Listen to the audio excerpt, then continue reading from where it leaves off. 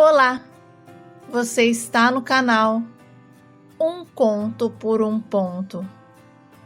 Eu te convido a curtir, a comentar, a compartilhar e se inscrever no nosso canal. Meu nome é Edviges e a minha história começa em Brotas, onde a nossa vida era simples, mas cheia de amor e de luz. No entanto, essa luz se apagou quando o meu pai faleceu. Eu tinha apenas 11 anos e não consegui entender como a vida poderia ser tão cruel daquele jeito. E desde aquele dia, a casa se transformou em um lugar de tristeza e silêncio. O cheiro de café fresco pela manhã foi substituído pelo vazio de uma cozinha deserta. A minha mãe, antes cheia de energia e de amor, mal conseguia sair da cama. E sabe, eu me sentia impotente para ajudá-la. E me perdi dentro de uma dor que eu não conseguia explicar e muito menos encontrar o caminho de volta à felicidade. Eu queria gritar, queria que tudo voltasse ao que era antes. Mas a dor era tão intensa que parecia que eu estava presa dentro de um pesadelo. E foi nesse estado de desespero que eu comecei a buscar formas de fugir daquela realidade. E com a mamãe completamente destruída por conta da morte repentina do papai, eu comecei a sair para dar voltas. Eu gostava muito de ir até a praça que ficava na rua de trás da minha casa. E lá eu encontrei um grupo de adolescentes que no começo eu até ficava sentada em um banco sozinha, chorando e pensando o que fazer da minha vida.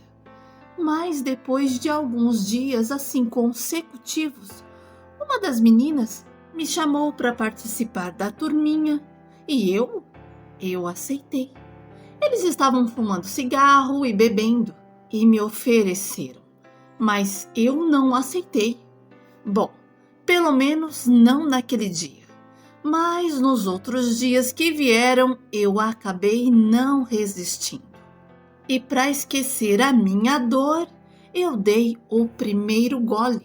E na hora que a bebida desceu goela abaixo, ela queimou a minha garganta. Mas como num passe de mágicas, ela me trouxe uma alegria tão grande que eu só sabia rir.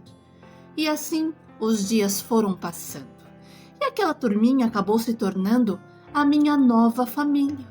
E sabe, como a minha mãe ficava jogada na cama noite e dia, eu acabei tomando as rédeas da minha própria vida.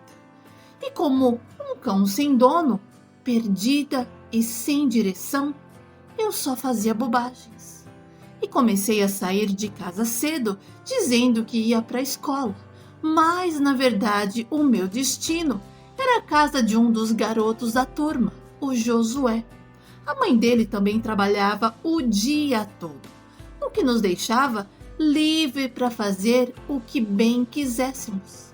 E na casa dele, a música tocava, a bebida, o baseadinho rolava solto e para mim aquilo era uma alegria sem fim.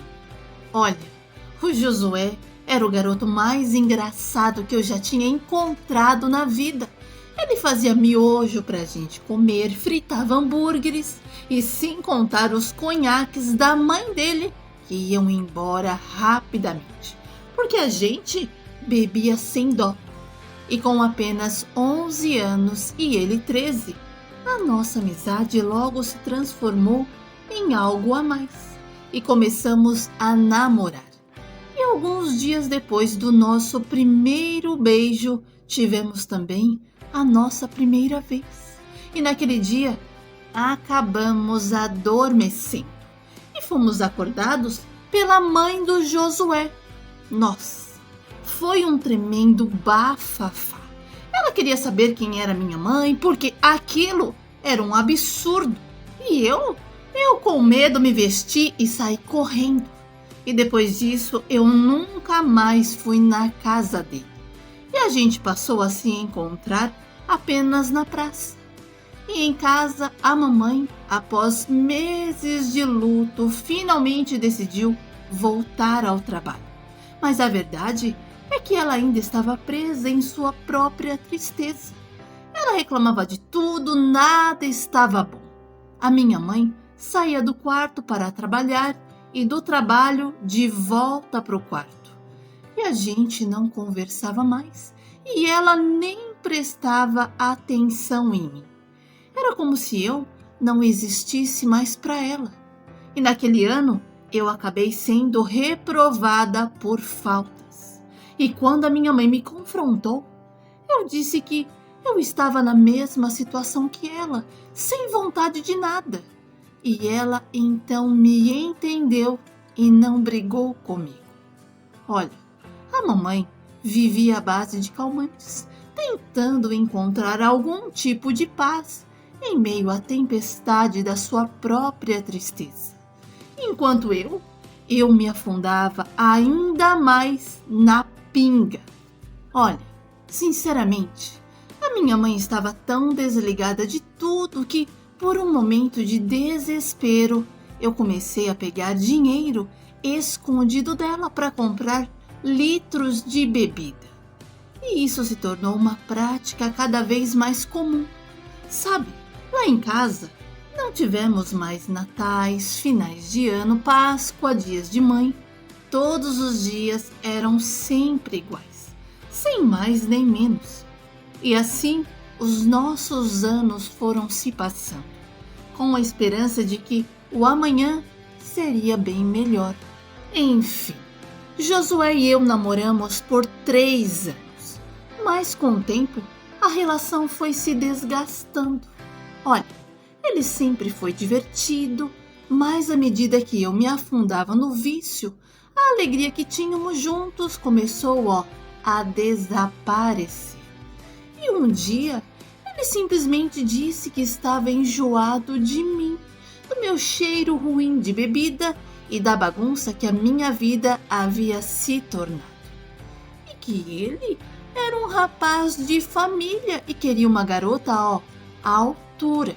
Olha, naquele momento, uma onda de fúria tomou conta de mim, que eu parti para cima dele, arranhei todo o seu rosto e o mordi com uma força que eu mesma não sabia que tinha.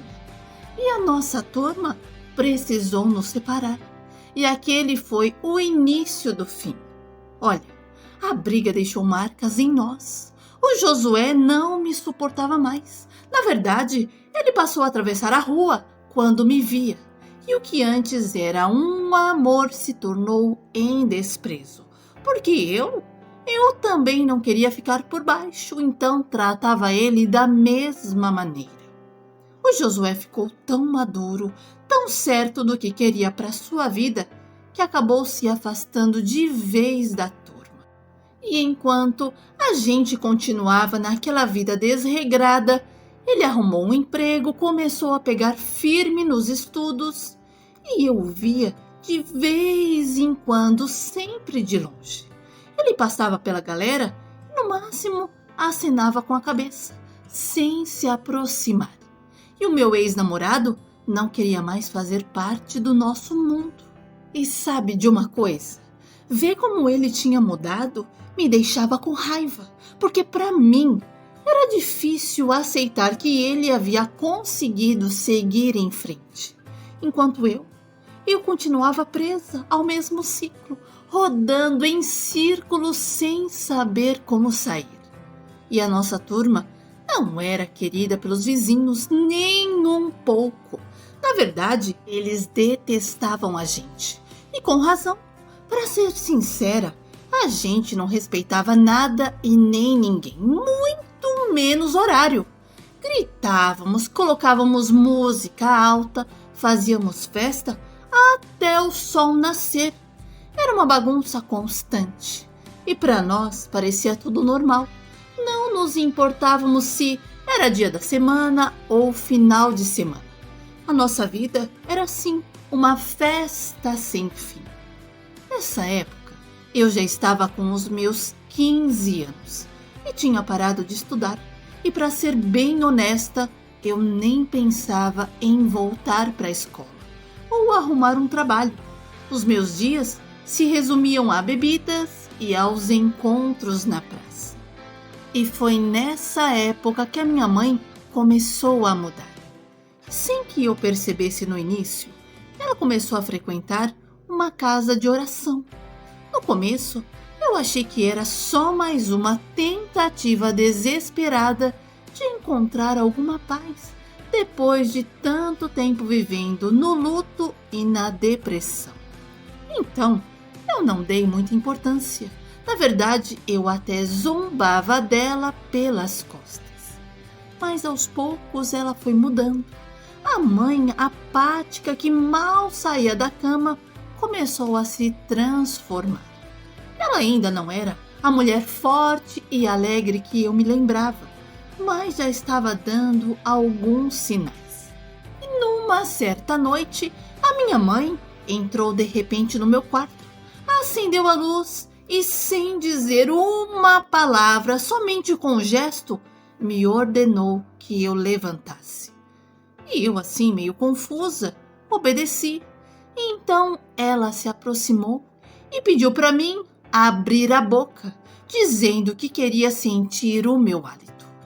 E assim que ela sentiu o cheiro forte de álcool, ela me encarou e perguntou se eu estava bebendo. Eu, no maior do deboche, respondi que estava bebendo e que não era pouco, que eu já bebia litros.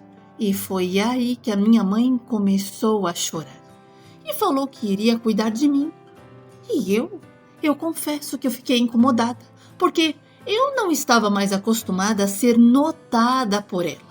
E sinceramente, eu não queria mais. Eu não queria aquele tipo de reaproximação, porque a última coisa que eu queria era alguém me olhando de perto. A mamãe, depois que passou a frequentar a casa de oração, se tornou assim mais viva, mais presente. E mesmo sabendo do meu vício, ela não chegou me pressionando. Ela não brigava, não me mandava parar de beber, nem falava sobre os meus estudos. Em vez disso, era como se ela estivesse esperando o momento certo para termos aquela conversa. E em casa, as coisas começaram realmente a mudar. A mamãe colocava músicas que me faziam refletir, pensar na minha vida, e muitas vezes eu ficava até irritada com as letras e saía para a rua. E numa dessas saídas, eu me encontrei com o Josué. Olha, eu estava sentada sozinha na praça como tantas outras vezes, afundada nos meus próprios pensamentos e naquela sensação que vinha depois de cada noite de bebedeira. E eu ouvi o barulho de uma moto assim ao longe. E quando eu levantei os olhos, lá estava o Josué. Ele parou a moto e veio em minha direção. E o meu coração naquele momento acelerou de tal forma que eu descobri que ainda gostava muito dele. E sabe, sem dizer nada, ele se sentou ao meu lado no banco da praça e depois de um tempo, ele finalmente falou que estava esperando aquele momento. O momento de me encontrar sozinha longe daquela galera. E eu não disse uma palavra. E mesmo com o silêncio pesado que ficou entre nós, ele não foi embora. Continuou ali sentado ao meu lado, como se soubesse que em algum momento eu iria ceder. E foi o que aconteceu. Eu não consegui segurar por muito tempo e comecei a falar aos poucos e, para minha surpresa, o Josué me ouviu sem julgar, sem tentar me corrigir. Ele apenas me escutava com uma paciência que eu não esperava encontrar. E quando chegou a vez dele falar, ele disse que, apesar do tempo e das brigas, ele sempre teve uma preocupação gigante por mim e que gostaria que eu voltasse a estudar e a arrumar um emprego, e me deu vários conselhos. Olha, mesmo querendo não admitir, ele estava certo. E talvez eu pudesse mudar, sair daquele buraco que eu me encontrava. E o Josué o tempo todo me perguntava se eu iria precisar da ajuda dele para sair daquela vida. E eu não respondi de imediato. E quando ele se levantou para ir embora, algo dentro de mim implorou por sua ajuda. E eu pedi para ele me ajudar. E a partir daquele momento, o Josué pegou firme. Ele estava muito determinado a me tirar daquele buraco. E pela primeira vez, eu me permiti acreditar que talvez eu pudesse sair. E aos poucos eu comecei a experimentar uma nova vida. Voltei para a escola e o próprio Josué também me arrumou um emprego. Foi ele quem conversou com um conhecido e de repente lá estava eu com responsabilidades que eu nunca pensei que conseguiria assumir.